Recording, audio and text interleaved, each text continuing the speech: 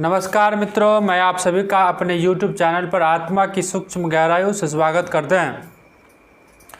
और आज हम बात करेंगे कि ज्योतिष के बारे में। ज्योतिष का सनातन धर्म में ज़्यादा महत्व क्यों है, ज्योतिष के पीछे लोग बाग पागल क्यों हो पड़े हैं। ज्योतिष का कोई तो कहता है कि हमें ज्योतिष में कुछ समझ में ही नहीं आता, ग्रहों का खेल तो हमें बिल्कुल भी पसंद नहीं है।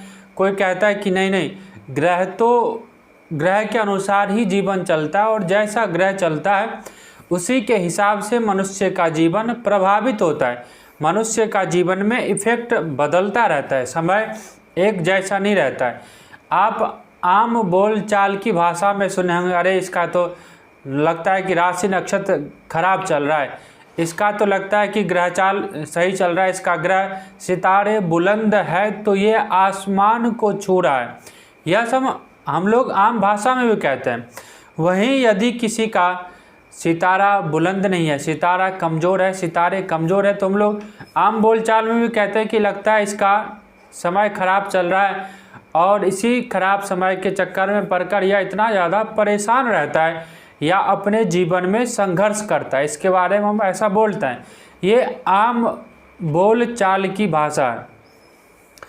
अगर ध्यान से देखा जाए, गौर करा जाए कि ज्योतिष क्या है, तो ज्योतिष में भाग्य को बदलने का एक विधान है कि हम अपने कर्म से आने वाले समय को बदल सकते हैं। देखिए, भाग्य को बदलना बड़ा मुश्किल होता है, लेकिन हम अपने कर्म से अपने प्रारब्ध को बदल सकते हैं। हम ऐसा कर्म करें जिससे हमारे पूर्व जन्म का जो क्रम बना हुआ है, पूर्व जन्म का यानी प्रारब्ध का जो कर्म हमको इस जन्म में भोगना पड़ता है, वो भोगना ना पड़े, उससे हम सब बच जाए। ऐसा कुछ ना कुछ उपाय हम सब सोचते हैं और करते भी हैं।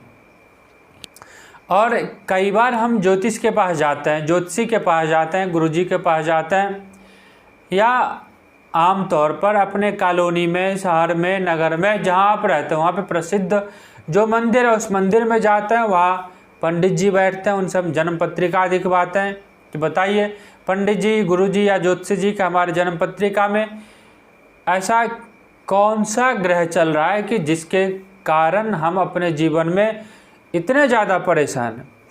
देखिए, जब किसी का समय सही चल रहा हो तो ऐसी स्थिति में, अनुकूल परिस्थिति में कोई भी जन्मपत्री दिखाने नहीं जाता है। जब प्रतिकूल परिस्थिति होता है, प्रतिकूल परिस्थिति में ही हर कोई परेशान होकर जन्मपत्री दिखाने जाते हैं। और जन्मपत्री जब दिखाते हैं तो पंडित जी कहते हैं कि आपके चाहे राहु चल रहा हो या मंगल चल रहा हो, शनि चल रहा हो, सूर्य चल रहा हो, बुध चल रहा हो या गुरु चल रहा हो, शुक्र चल रहा हो, ये नवों ग्रह में जो दशा चल रही होती है वो पंडित जी या ज्योतिष जी आपको बताते हैं और आप उनके बताए अनुसार अपने कर्म करते हैं। आप ये छोटे मोटे उपाय अलग मैटर है, लेकिन ज्योतिषी से जाकर ये पूछना चाहिए कि हमें ऐसा कौन सा कर्म करें। हम अपने कर्मों से ही अपने भाग्य को बदल सकते हैं। ऐसा कोई उपाय या कोई ऐसा साधन नहीं है जिससे हम अपने भाग्य को बदल सकते हैं। अगर ऐसा कुछ होता तो भगवान राम ही अपने भाग्य को बदल देते, क्योंकि पूरे दिन में सुबह से लेकर शाम होने तक राजा रामचंद्र जी का प्रातःकाल राज्याभिषेक होगा। लेकिन जैसे ही रात हुआ, कैकई को मंत्रा नामक दासी ने दिमाग में ऐसा फितूर डाल दिया, ऐसा भड़काया, इतना भड़काया कि कैकई भड़क गई और राम को वनवास मिला। वो भी 1-2 साल का नहीं, 14 वर्ष का वनवास मिला। और एक राम के साथ ही उनका पूरा परिवार विपरीत परिस्थिति में आ गया। सीता जी परेशान हुई, लक्ष्मण जी परेशान हुई। अब भरत शत्रुघ्न तो उनके भाई थे, भरत राम और भरत का जो मिलाप है तो इतिहास में प्रसिद्ध है। उन दोनों को तो कोई बदल ही नहीं सकता है। भरत का प्रेम राम के प्रति और राम का प्रेम जो भरत के प्रति है तो उनको अनन्य प्रेम है, उनको तो उसके बारे में तो कुछ कहा ही नहीं जा सकता। लेकिन मैं यहाँ सिर्फ कर्म की बात कर रहा हूँ कि ऐसा कर्म क्या कैकई ने कि उस कैकई के कर्म के वजह से उसके घर के सभी लोग परेशान हो गए। उनके घर में, उनके राजपाट में जितने लोग थे सब परेशान हो गए। दशरथ जी के मृत्यु को प्राप्त हो गए। उसी समय रामचंद्र जी वनवास को चले गए, सीता जी का हरण हुआ। ये एक नियति का खेल है कि हमको कैसे किस स्थिति में जाना है। सब कुछ ऊपर से ही विधान बना हुआ है और उसी विधान में हम चलते हैं। लेकिन उस विधान को बदलने का ताकत यदि किसी के पास है तो वह कर्मकांड और ज्योतिष के पास ही है। इसके अलावा संसार में किसी के पास नहीं है कि आपके जो जन्म से पहले विधान बन चुका है आप उसको बदल सकते हो। आप ज्योतिषी के पास जाते हो और उनसे पूछे कि हमें हमारा भाग्य बताइए। भाग्य आपको कभी नहीं पूछना चाहिए। उनसे पूछे कि हमारा कर्म बताइए, हमारा ऐसा कौन सा कर्म है जो खराब हो चुका है या प्रारब्ध में ऐसे हम कर चुके हैं जिसके कारण हमको ये स्थिति भोगना पड़ता है। ऐसा कुछ कर्म बताए जिसको करने से हमारा भाग्य में बदलाव आएगा। रामायण के एक पवित्र दोहा है, कर्म प्रधान विश्व रचि राखा। जो व्यक्ति कर्म प्रधान है ना, जिसके अंदर जिन्होंने कर्म को प्रधान दिया है, ऐसे लोग संसार को बदल देता है। ऐसे लोग अपने इच्छा शक्ति से, मन शक्ति से, कर्म शक्ति से जो चाहता है उसको कर देता है, जो चाहता है उसको पा ले सकता है। क्योंकि कर्म प्रधान विश्व रचि राखा। रामायण कोई छोटा मोटा महाकाव्य नहीं है। रामायण कोई ऐसे वैसे लिखा हुआ नहीं है।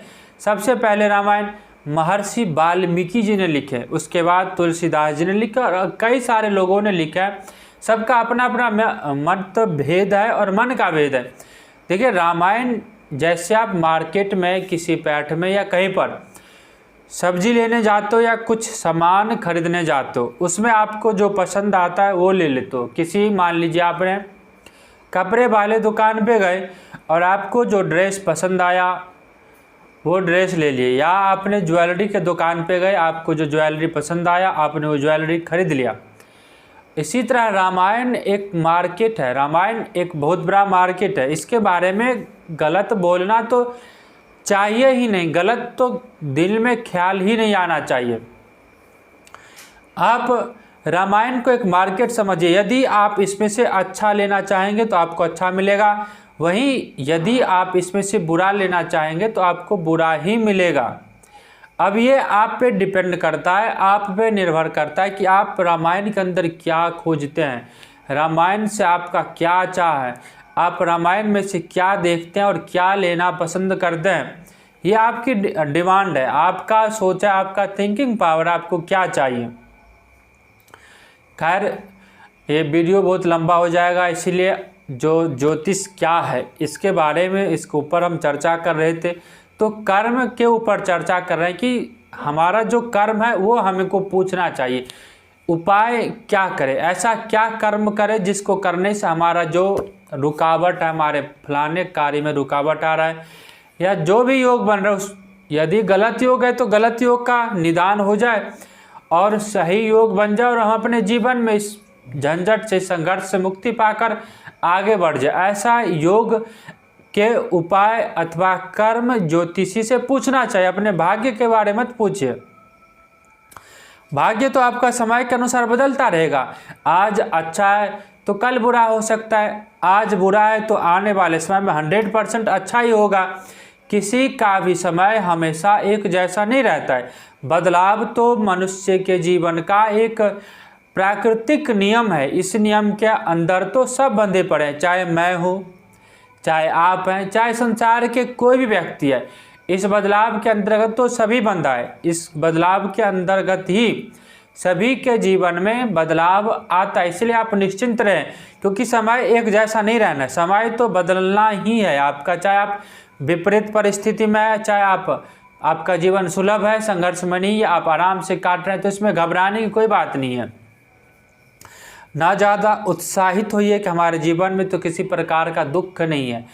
अब दुख को आते समय नहीं लगती है, क्योंकि सुख की चाहत इतनी छोटी होती है कि वो मानसिक क्षणिक हो जाता है। हमारे दिमाग में घर कर जाता है कि हम सुखी हैं, और इसी विडंबना में हम कुछ ना कुछ ऐसा गलत कार्य, ऐसा गलत कर्म कर लेता है जिसके वजह से हमें बाद में पछताना पड़ता है और उसी के वजह से हमको दुख, आजीवन दुख को झेलना पड़ता है।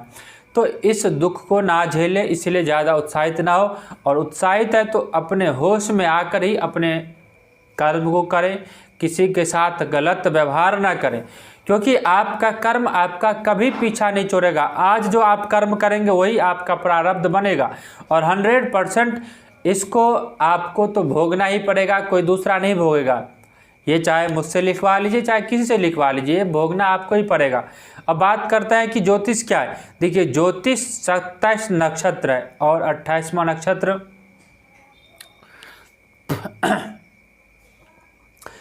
27 नक्षत्र है और 28वें नक्षत्र पे दिन के 12 बजे जिस नक्षत्र में भगवान राम का जन्म हुआ था वो नक्षत्र आता है और उस नक्षत्र पे सभी कार्य को, शुभ कार्य को, सभी प्रकार के कार्य को हम कर सकते हैं उसमें। अब 27 मूलतः 27 नक्षत्र है ज्योतिष में, तो 27 नक्षत्र और 12 राशि और 9 ग्रह, इतना ही चीज़ है। और एक जन्मपत्रिका में 12 घर होते हैं।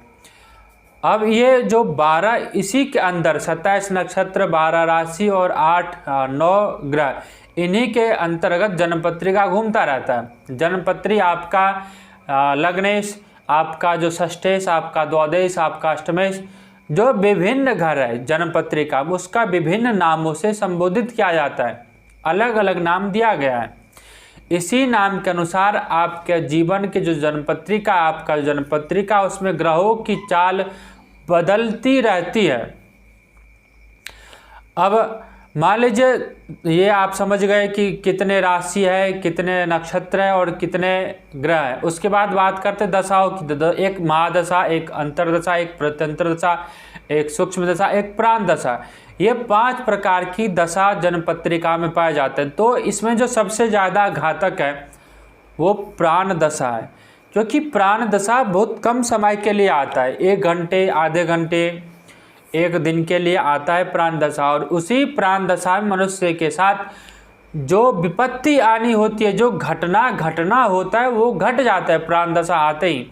क्योंकि प्राण दशा मान लीजिए इतना सूक्ष्म होता है, इतना सूक्ष्म होता है कि वो मान ले शरीर का जो सबसे उचित अंग होता है उसी पर जाकर वार कर देता है। शरीर का जो सबसे, मान लीजिए आपके शरीर है, शरीर में से प्राण निकल गया तो क्या बचा? कुछ भी नहीं बचा, शरीर निष्प्राण हो गया, आप मृतः प्राय हो जाएंगे। उसी तरह ये दशा, अंतरदशा, प्रत्यंतर दशा, प्राण दशा और सूक्ष्म दशा, इन 5 दशाओं में जो सबसे घातक है वो प्राण दशा है। प्राण दशा का अटैक इतना होता है कि रोड पे चलते हुए लोगों का एक्सीडेंट हो जाता है। रोड पे चलते हुए गाड़ी में बैठे हैं, अचानक से हार्ट अटैक आ गया, अचानक से आप कहीं बगल में बैठे लुढ़क गए, बेहोश हो गए, डिप्रेशन में आ गए, आपने ऐसा कुछ नक्षत्र बदला, ग्रह बदला और आप अपने पड़ोसी को से आपका झगड़ा हो गया, आप अपने पड़ोसी को मर्डर कर दिए, कुछ भी हो सकता है। प्राण दशा इतना घातक होता है, इसलिए प्राण दशा का समय के साथ उचित उपाय और कर्म कर लेना चाहिए, जिससे आने वाले समय में बदलाव हो जाए, हमारे कर्मों में बदलाव आ जाए।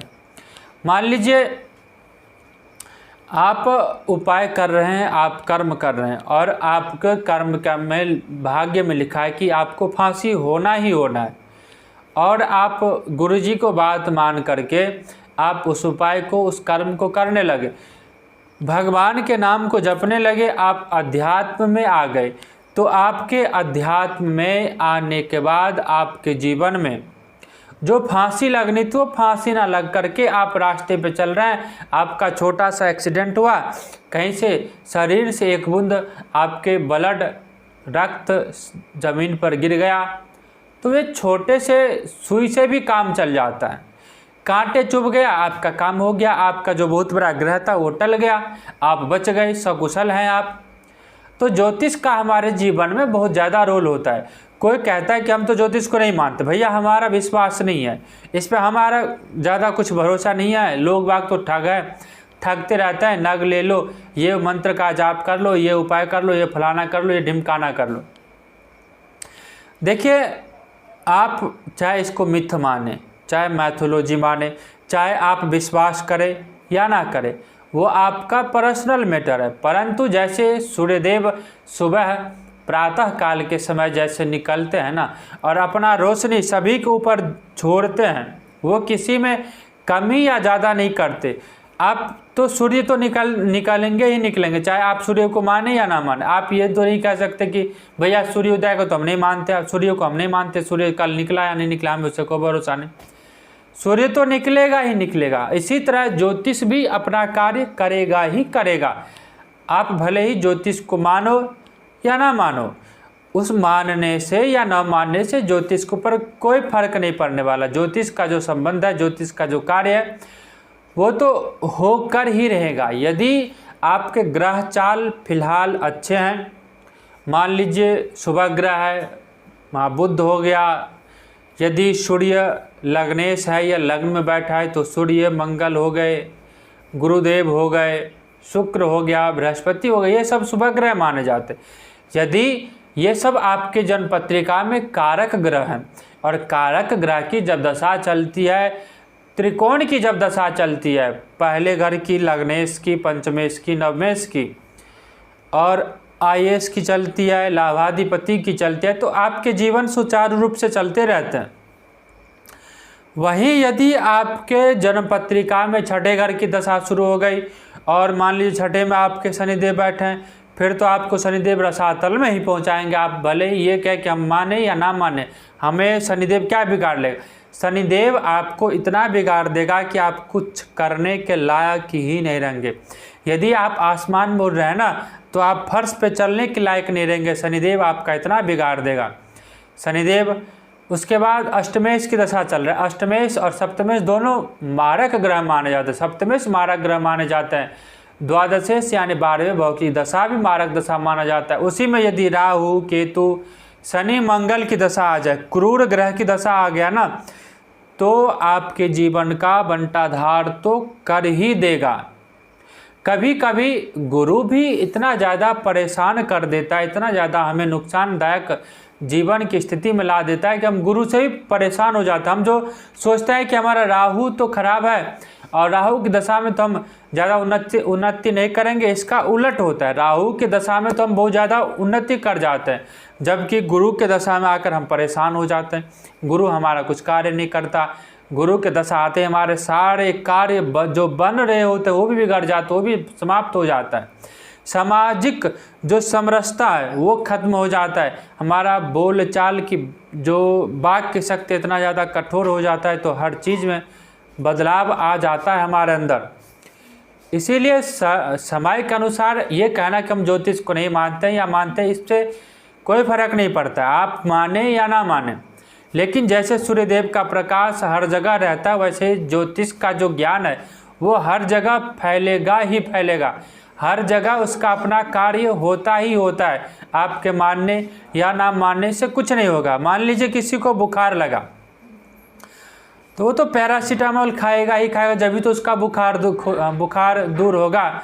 उसी तरह जिसके जन्म पत्रिका में बिना बुखार के, बिना किसी रोग के भी जीवन में संघर्षमय है, जीवन में संघर्ष आ गया है, तो कुछ ना कुछ दिक्कत तो आपको आएगा ही। आप कहीं ना कहीं ऐसा उपाय तो करेंगे जिससे आपको जो संघर्ष है वो कम होगा। उस स्थिति में जाकर आप ज्योतिष को भी मानेंगे। अब ज्योतिष के बारे में क्या गया है, जैसे श्री जन्मपत्री शुभ दीपके न व्यक्तम भवेद्रा विफलम समग्रम छपा प्रदीपेन यथा गृहस्थम घटादिजातम प्रकटत्वमेत। जैसे रात्रि में दीपक के द्वारा गृह की समस्त वस्तुएं दृश्य हो जाती है। रात्रि में अंधेरा हो जाता है घर में, और घर में जैसे ही आप एक बल्ब जलाते हैं, पहले के समय में दीपक जलाते थे, और जैसे ही आप दीपक जलाते तो आपके घर के अंधेरा छट जाती थी और घर में रखी वस्तुएं दिख जाता था। उसी प्रकार जन्मपत्री रूपी दीपक से समस्त भविष्य का फल कथन हो जाता है। भविष्य का फल प्रकट हो जाता है, आपके भविष्य में क्या होना है क्या नहीं होना। यहाँ जन्मपत्री को दीपक के साथ उपमा के रूप में तुलना की गई है। आपकी जन्मपत्री आपके जीवन का एक दीपक है। इस दीपक के सहारे ही आप अपने जीवन में आगे बढ़ सकते हैं। जब भी विपरीत परिस्थिति हो तो अपने जन्मपत्री को दिखाकर आप उस विपरीत परिस्थिति से निकल सकते हैं। और आज जो ज्योतिष क्या है, ज्योतिष का क्या महत्व है हमारे सामाजिक में या हमारे सनातन धर्म में, इस विषय को हमने अलग अलग टॉपिक पे बात करके हमने आपको समझाया। आशा करते हैं कि आप लोगों को अच्छी तरह से समझ में आया होगा। इतना अगर मैं अपने वाणी को विश्राम देता हूँ, तब तक के लिए नमस्कार।